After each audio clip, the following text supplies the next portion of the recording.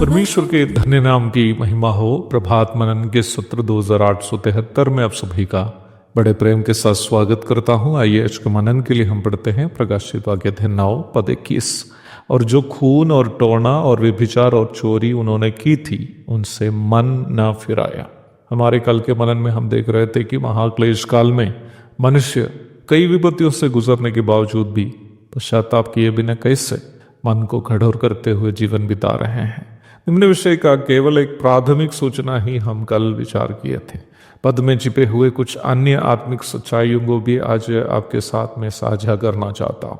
20वीं एवं 21वीं पदों को जब हम पढ़ते हैं तो पश्चाताप के बिना मन को कठोर किए हुए महाक्लेश काल के लोग किन किन पापों में अधिक डूबते हुए जीवन बिताते हैं करके आप देख सकते हैं।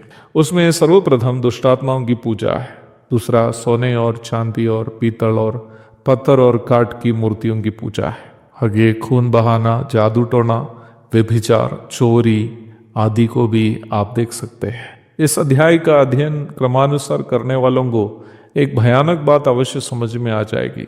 इस पूरे अध्याय में जो भी विपत्तियों की बातें सूचित की गई हैं वे सभी पंचम स्वर्गदूत की तुरही फूकी जाने पर अथाह कुंड से खतरनाक दुष्टात्माओं को जो बंधन में थे स्वतंत्र किए जाने के बाद होने वाली घटनाएं हैं। छठे स्वर्गदूत की तुरही फूकी जाने पर होने वाली घटनाएं भी निम्न घटनाओं का जारी है। इसका मतलब 20 एवं 21 पदों में हम जो भी बातें देख रहे हैं वे भी उन खतरनाक दुष्टात्माओं के जिसे अथाह कुंड से खोल दिए गए थे गतिविधियों के परिणाम हैं।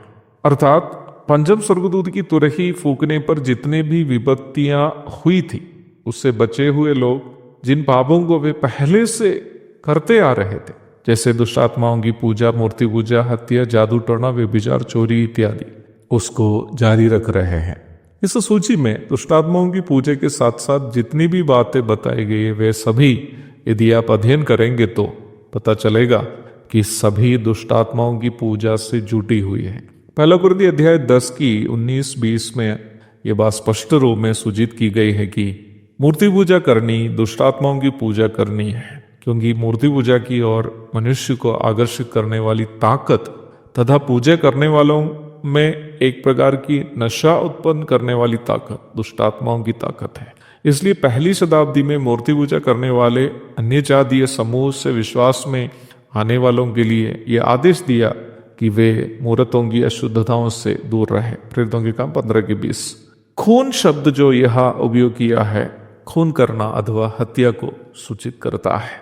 लगभग 70-80 वर्ष के पूर्व की ओर हम जाए तो हमें ये पता चलेगा कि नरबलि अथवा देवताओं को तृप्त करके मनोकामनाएं पूर्ति करने के इरादा से मनुष्य की बलि करने की प्रथा हमारे देश में आम बात थी। इसका यह भी मतलब नहीं है कि वर्तमान समय में ये कुकर्म होता नहीं है। सन 2022 अक्टूबर 16 को NCRB अथवा नेशनल क्राइम रिकॉर्ड्स ब्यूरो के द्वारा विमोचित एक रिपोर्ट के अनुसार सन 2014 एवं 2021 के बीच में भारत में 103 नरबली हुए हैं।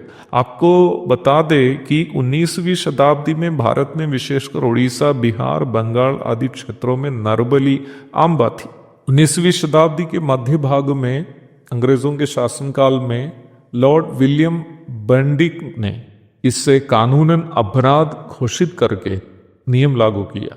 सती प्रथा के समान भारत में नरबली भी उन दिनों में एक सर्वसाधारण धार्मिक प्रथा थी। वचन हमें सूचना दे रहा है कि महाक्लेश काल में जैसे मूर्ति पूजा और दुष्टात्माओं की पूजा बढ़ेगी उसके साथ साथ नरबली भी बढ़ेगी। व्यभिचार शब्द जो यहाँ हम देखते हैं उसके लिए मूल भाषा यूनानी में उपयोग किया गया शब्द पोर्निया है, जो विवाह पूर्व लैंगिक संबंध को सूचित करता है। यूनानी के पोर्निया शब्द से अंग्रेजी शब्द फोर्निकेशन आया है, जिसका अर्थ है प्री मैरिटल फिजिकल रिलेशनशिप। वचन सूचित कर रहा है कि वर्तमान दुनिया में नौजवानों के बीच में काफी मात्रा में बढ़े हुए विवाह पूर्व लैंगिक संबंध महाक्लेश काल में एक सर्वसाधारण बात होगी।